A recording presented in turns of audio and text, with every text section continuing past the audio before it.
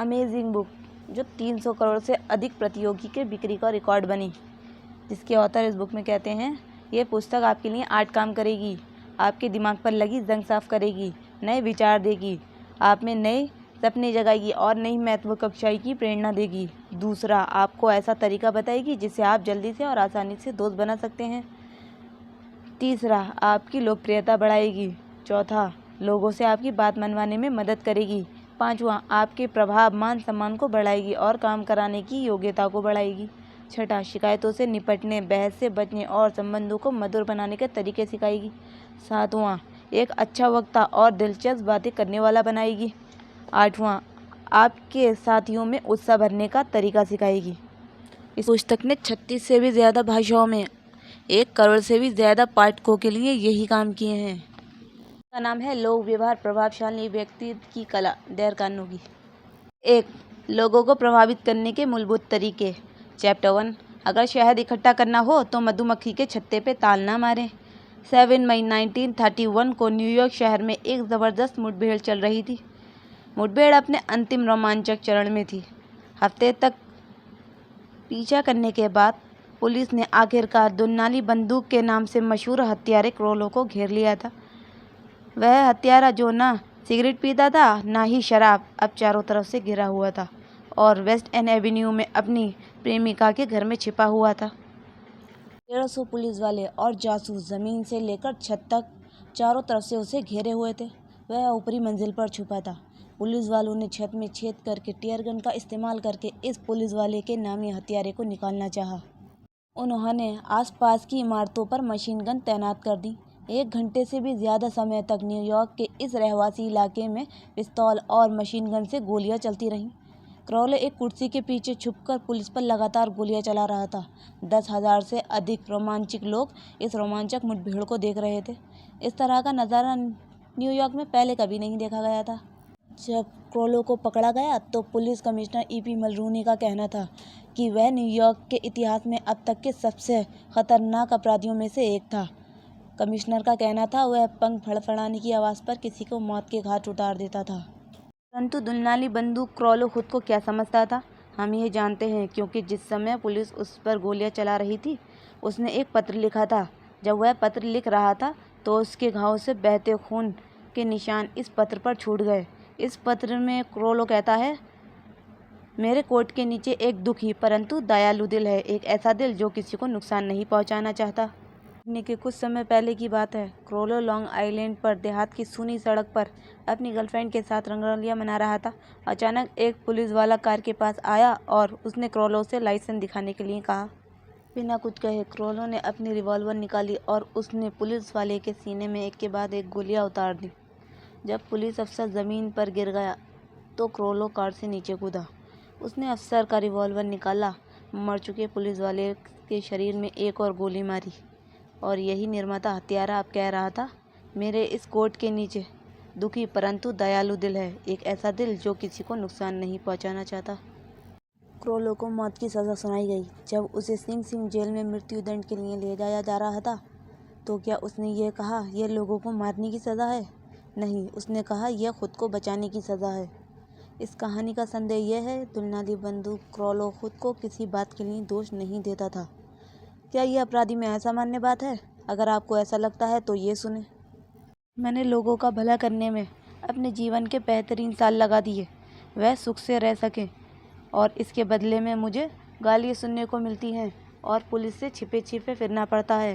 वाक्य Al Capone के हैं, जो अमेरिका का सबसे खोयात बदमाश था। शिकागो में उस जैसा खतरनाक गैंगस्टर लीडर नहीं था, परंतु अल कैपोन खुद को दोषी या अपराधी नहीं मानता था। यह खुद को परोपकारी समझता था, एक ऐसा परोपकारी जिससे जनता ठीक से समझ नहीं पाई थी। और यही न्यूयॉर्क में गैंगस्टर की गोलियों से मरने से पहले डेथ सुल्टेज ने कहा था। न्यूयॉर्क के सबसे खुयात अपराधी में से एक डेथ सुल्टेज ने एक अखबार के दिए इंटरव्यू में कहा कि यह जनता की भलाई करता है और उससे इस बात पर पूरा यकीन था। मैंने इस विषय पर न्यूयॉर्क की बदनाम सिंग सिंग जेल के वार्डन लुइस लेन से लंबा पत्र व्यवहार किया है। वह कहते हैं सिंह जेल के बहुत कम अपराधी अपने आप को बुरा समझते हैं। वह उसी तरह इंसान है जैसे कि आप और मैं, इसलिए वह तर्क देते हैं, को सही साबित करते हैं। वह आपको ये बता सकते हैं कि उन्हें तिजोरी क्यों तोड़नी पड़ी या उन्हें गोली क्यों चलानी पड़ी। सही या गलत तर्कों के द्वारा अधिकांश अपराधी अपने अपराध को सही ठहराने की कोशिश करते हैं और यही मानते हैं कि उन्हें सज़ा नहीं मिलनी चाहिए थी। अल कैपोन, दुल्हानी बंदूक क्रॉलो, डच सुल्टेज और जेल की दीवारों में कैद खुयाद अपराधी अपने आप को दोषी नहीं मानते, तो वह लोग क्या करते हैं जिनसे आप और हम मिलते हैं। अमेरिका स्टेयर की चेन के संस्थापक जैन वनामेकर ने यह स्वीकार किया था। 30 साल पहले मैंने ये समझ लिया था कि किसी को दोष देना मूर्खता है। मेरे पास अपनी खुद की सीमाओं को ही पार करने की मुसीबत काफ़ी है और मैं इस बात पर सिर नहीं गुनाता कि ईश्वर ने बुद्धि का उपहार सबको एक जैसा नहीं दिया है। वनामेकर ने यह सबक जल्दी सीख लिया, परंतु मुझे ये सबक सीखने में 33 साल लग गए, जिस दौरान मुझसे ढेरों गलतियाँ हुईं। और तब जाकर मैं ये समझ पाया कि 100 में से 99 लोग किसी भी बात के लिए अपने आप को दोष नहीं देते, चाहे वह कितने ही गलत हों, परंतु अपनी आलोचना नहीं करते, अपनी गलती नहीं मानते। किसी की आलोचना करने का कोई फ़ायदा नहीं होता, क्योंकि इससे सामने वाला व्यक्ति अपना बचाव करने लगता है, बहाने बनाने लगता है या तर्क देने लगता है। आलोचना खतरनाक भी है, क्योंकि इससे उस व्यक्ति का बहुमूल्य आत्मसम्मान अहद होता है। वह आपके प्रति दुर्भावना रखने लगता है। विश्व प्रसिद्ध मनोविज्ञान भी एफ स्किनर के अपने प्रयोगों से यह सिद्ध कर लिया है कि जिस जानवर को अच्छा व्यवहार के लिए पुरस्कार दिया जाता है, वह उस जानवर से ज़्यादा तेज़ी से सीखता है जिसे खराब व्यवहार के लिए दंड दिया जाता है। बाद में हुए अध्ययन से यह भी पता चला कि यही इंसानों के बारे में भी सही है। आलोचना से कोई सुधार नहीं है, अलबत्ता संबंध ज़रूर खराब हो जाते हैं। और महान मनोविज्ञान हंस सेयर ने कहा है, जितने हम सराहना के भूखे होते हैं, उतने ही निंदा से डरते हैं। आलोचना या निंदा से कर्मचारियों, परिवार के सदस्यों और दोस्तों का मनोबल कम हो जाता है और उस स्थिति में कोई सुधार नहीं होता जिसके लिए आलोचना की जाती है। ओक्लाहोमा के जॉर्ज बी. जेनस्टन एक इंजीनियरिंग कंपनी में सुरक्षा प्रभारी थे।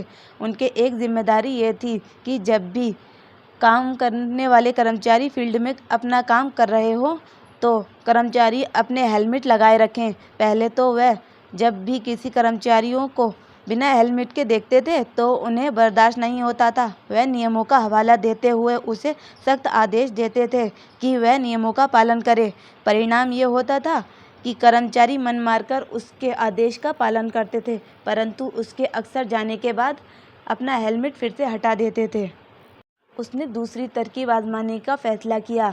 अगली बार जब उसने कुछ कर्मचारियों को बिना हेलमेट के देखा तो उसने उनसे पूछा कि क्या हेलमेट आरामदायक नहीं है या उनकी फिटिंग सही नहीं है।